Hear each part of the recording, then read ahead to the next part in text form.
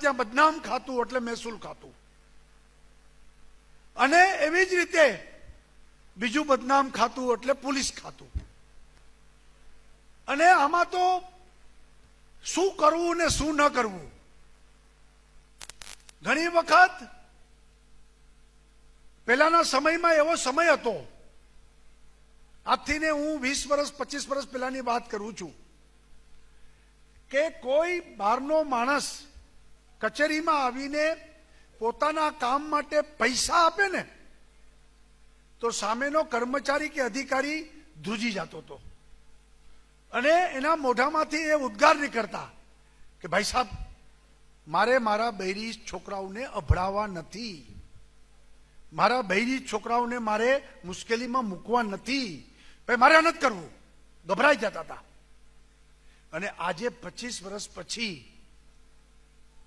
આખી 360 degree change છે. એમને ઉભો થઈને કોઈ જાય, કામ પતી જાય. ઓલા અધિકારીને કર્મચારીમાં ઘણા લોકો એને પાછા બોલાવે, એ ભાઈ અમારી ઘરે બૈરી છોકરાઓ છે, કાંઈ ચિંતા તો કરો.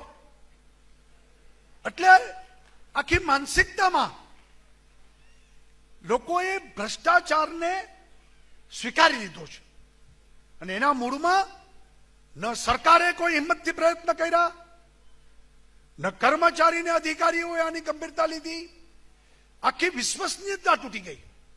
અને ક્યારેક તો મજાકમાં એમ કે ભાઈ આ કરપ્શનને પણ લીગલાઇઝ કરજો ને. નક્કી જ કે ચપરાસીને આટલા પૈસા દેવાના જ, લીગલાઇઝ, અહીંયા આટલા દેવાના છે, અને તો જ કામ થશે.